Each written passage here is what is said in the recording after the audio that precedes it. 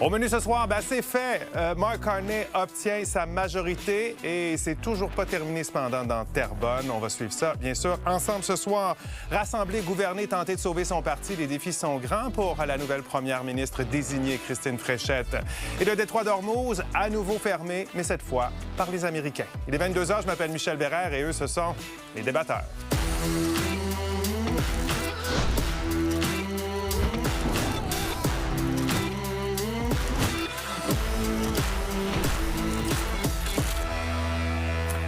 Autour de la table en ce lundi, on a Alain, Victor, Maude et Déborah. Bonsoir à vous quatre. On va aller avec les mots de l'actualité ce soir. Déborah, on y va avec toi en début. Contravention. Oui, parce que la Ville de Montréal va suspendre les interdictions de stationnement cette semaine. On parle de 3 jours, mercredi, jeudi, vendredi, en lien lié aux activités d'entretien, en raison surtout d'une grève des cols bleus. Donc, je pense qu'il y a beaucoup de personnes qui risquent d'être contentes de cette nouvelle. Alain. Malaise. Malaise avec le karaoké des députés caquistes qui voulaient rendre hommage à François Legault. Je ne sais pas qui a eu l'idée de rendre ça public et de ne pas faire ça en privé, mais j'ose espérer que Christine Fréchette ne la gardera pas dans son équipe de communication. Bon. OK. Si vous n'avez pas vu ça, on va essayer de vous montrer un petit extrait tout à l'heure, si on a le temps. Bon, un malaise, il y en a un de moins chez les libéraux parce qu'ils ont leur majorité ce soir. Ça y est, Mark Carney qui a réussi donc son pari. Le gouvernement obtient des victoires faciles avec les élections partielles dans University Rosedale en Ontario.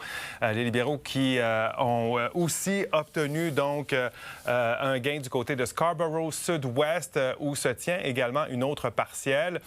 Gouvernement libéral de Mark Carney qui donc, oui, je le répète, devient officiellement majoritaire ce soir, mais il pourrait avoir un autre gain parce que l'élection partielle dans Terrebonne est toujours en cours. C'est toujours serré. On va aller retrouver mon collègue Étienne Fortin-Gauthier ce soir en direct. Salut, Étienne.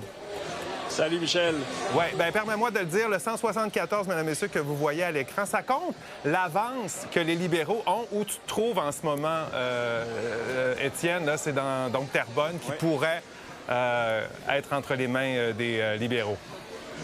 Châteaufort bloquiste depuis 40 ans, à l'exception de la vague orange. Mais là, ce soir, le Bloc puis les libéraux s'échangent la première place. Là, les libéraux, il y a quelques instants, viennent de prendre cette première place-là avec environ, maintenant, 116 votes de plus. Mais c'est le début. Puis on dit ici que la soirée ici va être très longue. On va en parler avec Joël Lightbound, fier libéral qui a participé à la campagne ici. C'est quoi votre état d'esprit dans Terrebonne, là, présentement? Raisonnablement optimiste. Je veux dire, j'ai fait campagne avec Tatiana Auguste, à l'instar de plusieurs de mes collègues, et ce que j'ai beaucoup entendu sur le terrain, c'est qu'il y a beaucoup de gens ici qui se reconnaissent, un, dans le style de leadership de M. Carney, dans le sérieux qui amène à la fonction dans un monde qui est de plus en plus instable, et deux, qui ont découvert en la personne de Tatiana Auguste une jeune députée, maintenant une jeune candidate qui a beaucoup de sérieux, qui a beaucoup de rigueur, puis en même temps qui est très charismatique, qui a laissé sa marque déjà à Terrebonne. Rien n'est joué. On nous a dit que c'était une bataille de tranchées pendant la campagne. Et là, on le voit, c'est hyper serré. Mais qu'est-ce que ça vous apportera, cette majorité-là? On vient de l'annoncer, là. Donc, gouvernement majoritaire libéral. Qu'est-ce que vous allez pouvoir faire de plus au Parlement? L'agenda du gouvernement, à proprement parler, ne change pas. On est résolument axé sur l'économie, diversifier nos marchés, bâtir des grands projets au pays, bâtir du logement, s'assurer que la vie soit le plus abordable possible pour les Canadiens alors que les temps sont difficiles avec ce qui se passe à l'étranger. C'est que l'agenda ne change pas.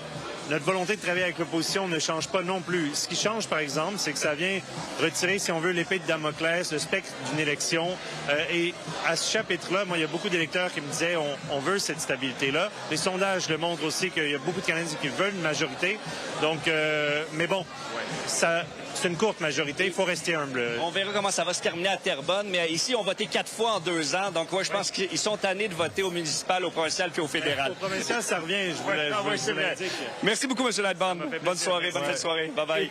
Tu disais, Étienne, tout à l'heure, ça a été vraiment tout au cours du début du dépouillement, ça se promène. Il y a seulement 229 voix là, entre les deux en ce moment, fait que ça risque de rechanger également. C'est un moment quand même historique à Terrebonne. C'était quoi l'état d'esprit des électeurs aujourd'hui? Donc, beaucoup d'enthousiasme quand même de retourner voter. On sait qu'on marque l'histoire. Ici, c'est la première fois que la Cour suprême donc annule un résultat électoral. Mais ça va pas être plus facile cette année, peut-être. Même Élections Canada qui a publié un tweet en disant que la soirée allait être longue parce que compter les votes, d'abord, maintenant ici, les électeurs ont dû écrire le nom de la personne pour qui ils votaient. Puis aussi parce qu'il y a 48 candidats qui se sont présentés. Ils font partie d'un grand mouvement de protestation. Donc, le résultat final dans Terrebonne, on verra. On espère que cette fois-ci, au moins, ce sera par plus qu'un vote. Oui, merci beaucoup, Étienne. On te laisse suivre ça. Bien sûr, on rappelle que le gouvernement Carney obtient sa majorité espérée grâce aux élections partielles dans Scarborough Sud-Ouest et University Rosedale ce soir.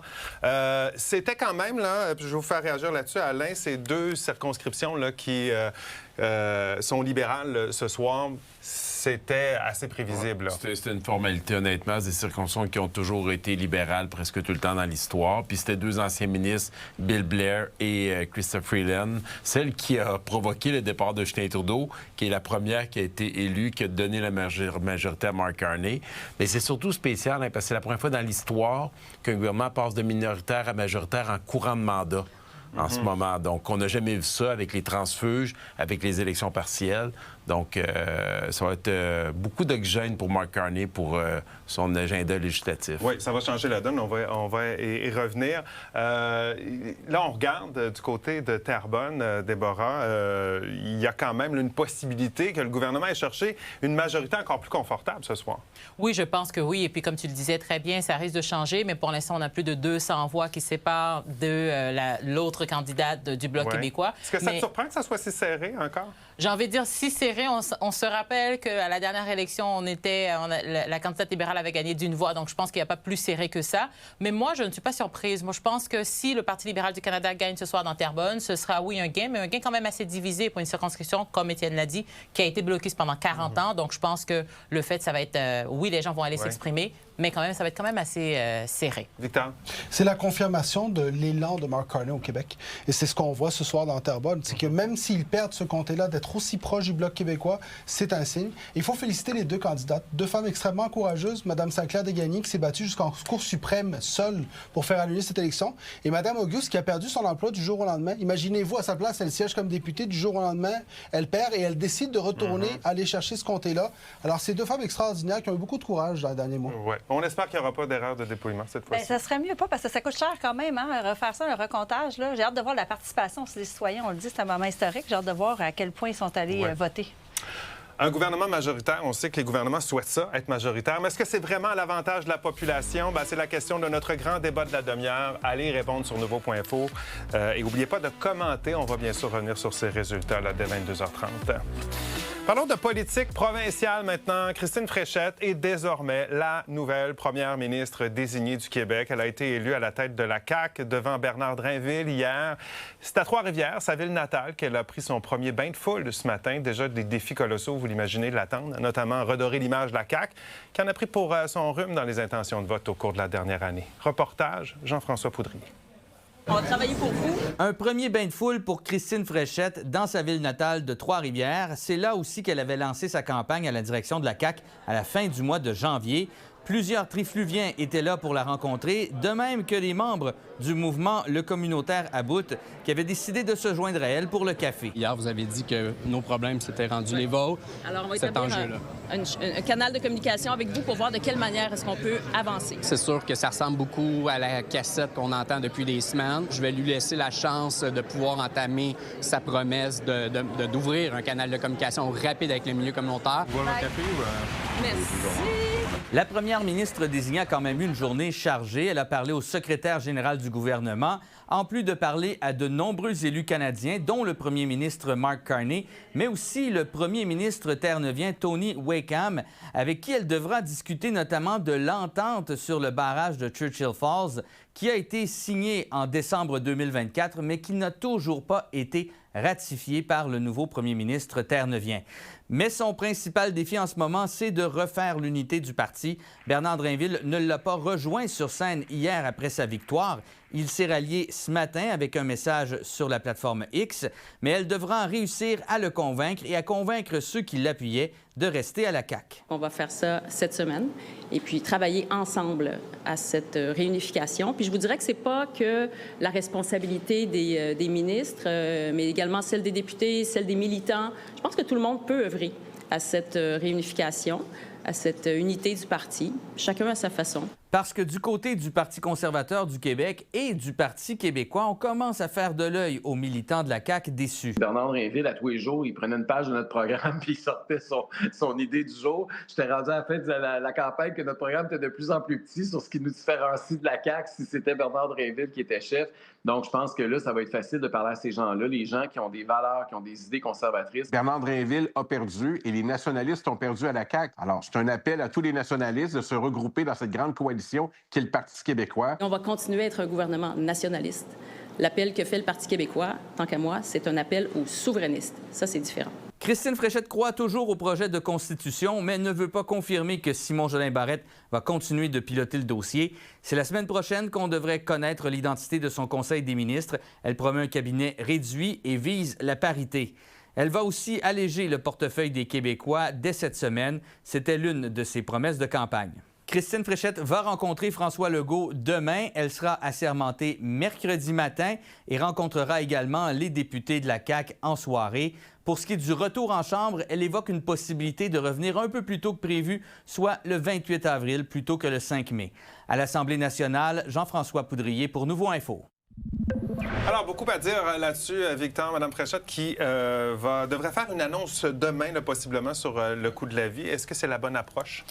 Oui, Mme Fréchette est en train de construire son narratif. Elle veut marquer les esprits et donc les annonces de demain auront pour objectif de donner du concret aux Québécois pour que l'image de Christine Fréchette veuille dire quelque chose dans leur portefeuille. Je trouve ça très intéressant comme approche. On sait quel temps file pour elle. Est-ce qu'attendre une semaine pour présenter un Conseil des ministres, c'est pas un peu long? Ça va être long parce que chaque jour va compter. Il reste seulement 4 mois avant qu'on déclenche l'élection provinciale. Donc, il faut qu'elle monte son cabinet, il faut qu'elle retravaille l'unité du parti, puis qu'elle présente sa plateforme avec un agenda législatif va être très court. Son plus grand défi, ça va être quoi, selon Vraiment former son caucus, garder l'unité à travers, parce que Bernard Drinville lui a pas donné facile hier en n'allant pas sur le podium. Il y a la soudure à faire. Il faut refixer un peu les morceaux.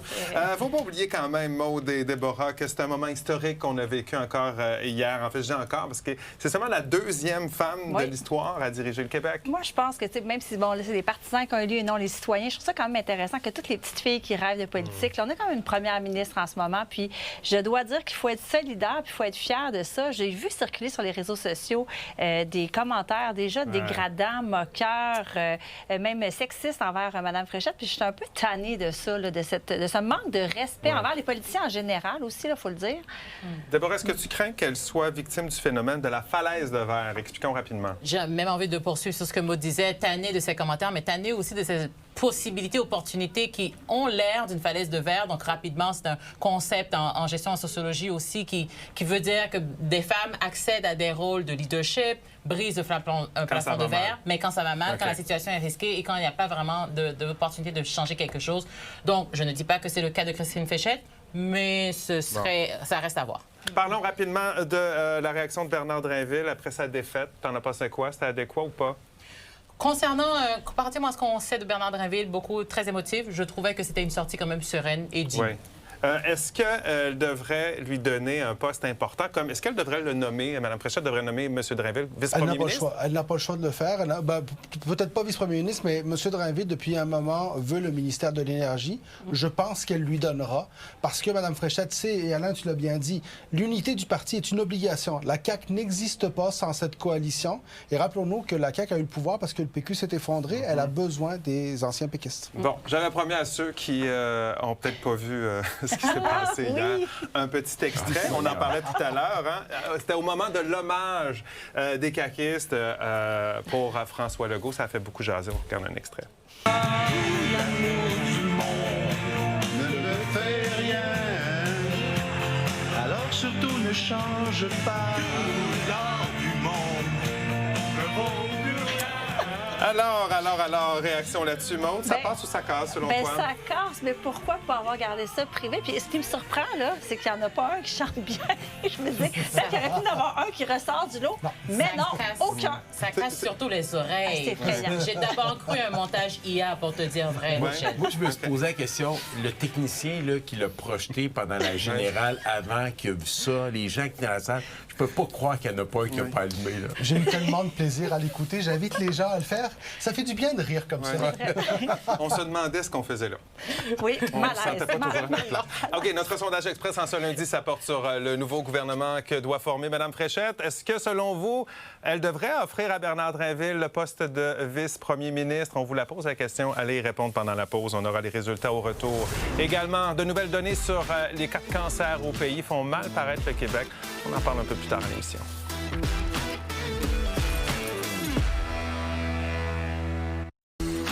Alors, tiens, l'idée, est-ce que Christine Fréchette devrait offrir à Bernard Drinville le poste de vice-premier ministre? Vous avez répondu oui à 41 %, non à 59 %. C'est elle qui décidera. On va suivre ça, bien sûr. Donald Trump s'en est pris au pape Léon aujourd'hui en le qualifiant d'homme qui ne croit pas à la lutte contre la criminalité. Le pontife avait critiqué le président pour la guerre menée au Moyen-Orient. Par ailleurs, sur le terrain, devant l'impasse dans les négociations du week-end avec l'Iran, les États-Unis ont décidé de bloquer les navires dans le détroit d'Ormuz depuis ce matin, là où, je vous le rappelle, transite 20 % environ du pétrole dans le monde. Résumé, Sabrina Rivet. Et ce blocus, eh bien, ça survient après l'échec des négociations en fin de semaine entre les États-Unis et l'Iran au Pakistan. D'ailleurs, Donald Trump, sur Truth Social, est allé d'un avertissement. Il a dit « Si l'un de ces navires s'approche ne serait-ce qu'un peu de notre blocus, il sera immédiatement éliminé. Ce sera rapide et brutal. » Donc, le blocus, ça s'applique à tout navire qui sont dans le détroit sans autorisation, mais le blocus ne veut pas entraver les passages qui ne sont pas en provenance ou à destination d'Iran. Pendant ce temps, il y a le porte-parole iranien de la Défense qui a dit que toute ingérence des États-Unis dans le détroit d'Ormuz ne ferait qu'aggraver la situation. Donc, c'est certain que ça donne quand même des munitions pour affaiblir la trêve qui a été élaborée la semaine dernière entre l'Iran et les États-Unis. Mais bon, le président américain a dit que l'Iran souhaite un accord à tout prix. Et il y a le chef de l'Agence maritime de l'ONU qui précise qu'aucun pays n'a le droit de bloquer le détroit d'Ormuz.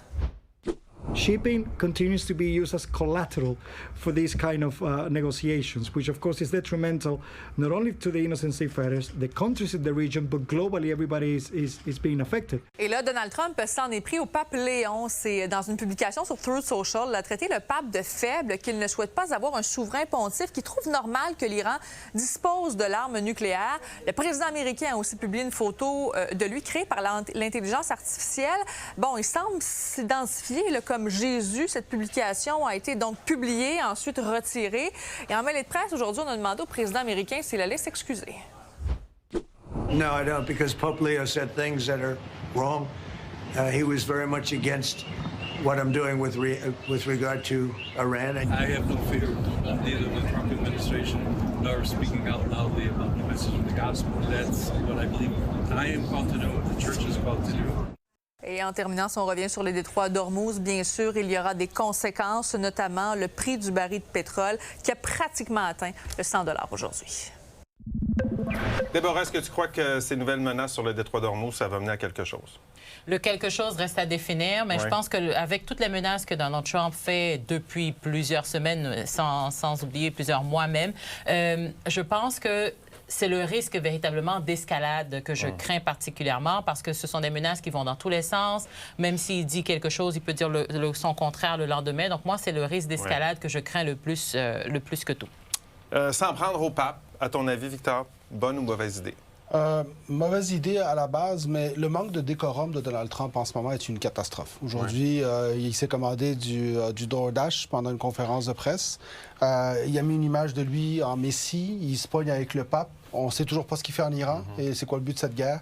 Ça devient une catastrophe et ça devient dangereux pour la planète, malheureusement. Il n'y a plus rien à dire sur le ridicule de cet homme. Tu commences à comprendre ceux et celles qui remettent en doute ses capacités à gouverner en ce moment-là. Ben oui, parce que là, on va de catastrophe en catastrophe depuis quelques temps, puis il n'y a pas de mécanisme officiel. Ça repose vraiment sur l'entourage. Donc, moi, je me demande vraiment ce qui est saint d'esprit, qu'est-ce qui se passe? Parce que là, on n'est plus capable de voir, est-ce qu'il ment? Est-ce que c'est une stratégie de diversion? Est-ce que c'est ses troubles? il y a comme un flou qui s'installe, on ne le sait plus. Rapidement, on voit qu'il regarde la bourse, puis il regarde sa cote de popularité, s'attaquer au pape. Est-ce que ça peut affecter sa cote de popularité aux États-Unis? Clairement, parce que la droite religieuse était de son côté, puis on l'a vu, là, la réaction qu'ils ont eue tout de suite après ça. Il a enlevé son message sur les réseaux sociaux. Je ne sais plus quoi dire à son sujet, tellement que c'est rendu une catastrophe, comme vous l'avez tous dit. Vous avez des commentaires à partager avec nous, des idées de débat sur ce sujet ou d'autres, allez-y, écrivez-moi. Mon adresse est à l'écran.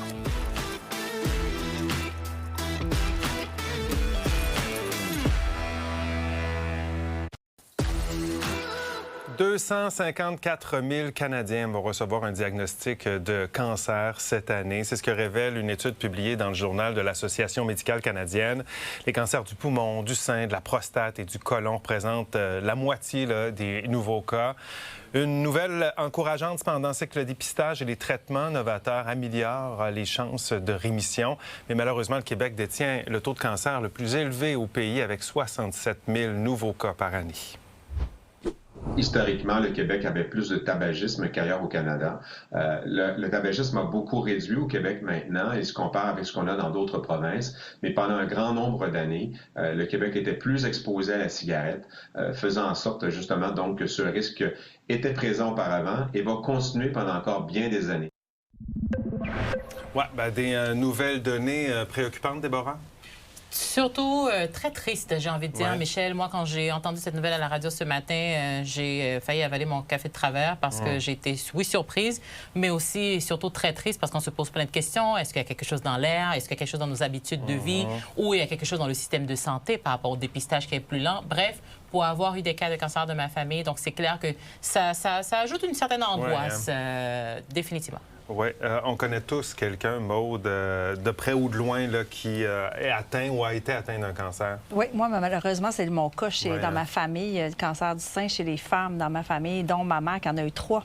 Et qui est une survivante. Mais quand même, c'est inquiétant de ces chiffres-là. Puis on se rend compte que, par contre, dans le cas du cancer du sein, par exemple, il y a un programme de dépistage qui a été mis sur pied depuis presque 30 ans maintenant et ça fonctionne bien. Donc, il y a 60 des gens qui y participent, des femmes qui participent. Donc, ça fonctionne. Quand on met les moyens puis qu'on déploie un système, ça fonctionne. Il ne faut pas nécessairement attendre d'avoir quelqu'un, un proche, qui a un cancer pour commencer faire de la prévention.